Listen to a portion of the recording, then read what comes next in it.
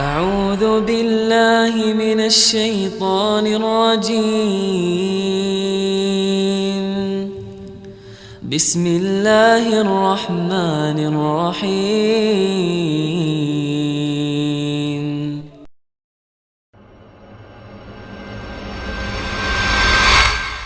Yang pertama bicara kesalahan suami ya.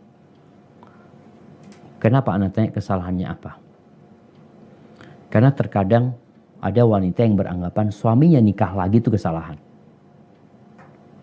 Sehingga dia tidak memaafkan suaminya. Yang ada dalam benak dia, aku atau dia.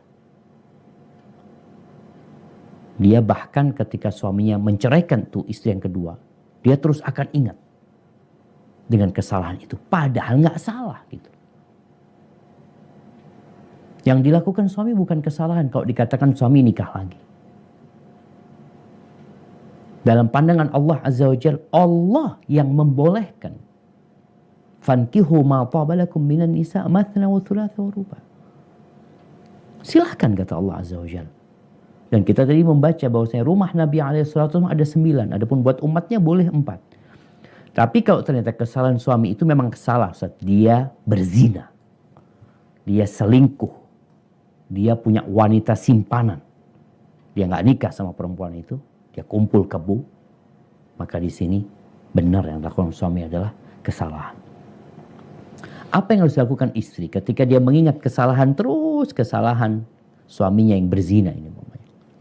Yang pertama, engkau lihat apakah suamimu berubah dan bertobat kepada Allah Azza wa Jalla.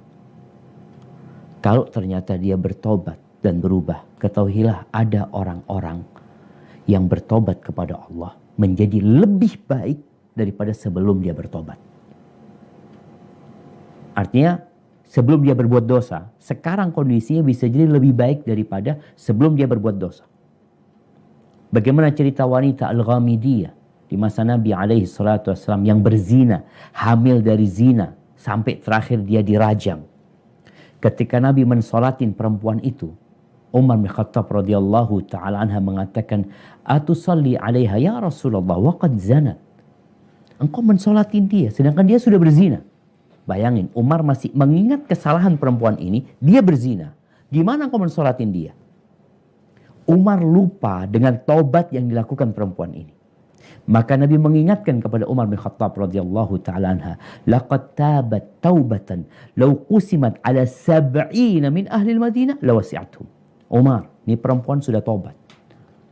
Kalau tobatnya dia dibagikan kepada 70 penduduk Madinah yang melakukan dosa, itu 70 orang semuanya diampuni dosanya. Bayangkan, tobatnya cukup untuk mengampuni dosa 70 orang. Padahal sebelum dia melakukan zina, dia nggak kayak gitu. Maka bagi para istri, kalau memang suaminya bertobat, hendaklah berbaik sangka sama suami. Karena tadi wasiat Nabi SAW, lihat kepada kelebihannya, jangan lihat kepada kekurangannya. Namun perempuan ini punya sifat mengingat kesalahan. Sampai kata Nabi SAW, kalau suamimu berbuat baik kepadamu 1 tahun, lalu engkau melihat kesalahan, tuh perempuan akan mengatakan, aku gak pernah melihat kebaikanmu sedikit pun. Padahal gara-gara 1 kesalahan.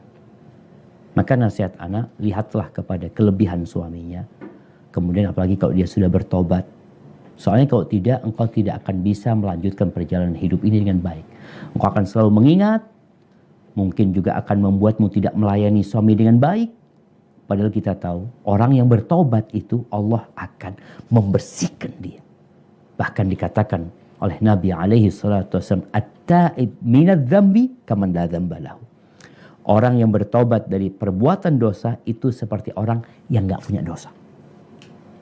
Kalau memang suamimu bertobat. Tapi kalau nggak bertobat suamimu, maka kenapa mempertahankan rumah tangga yang seperti itu?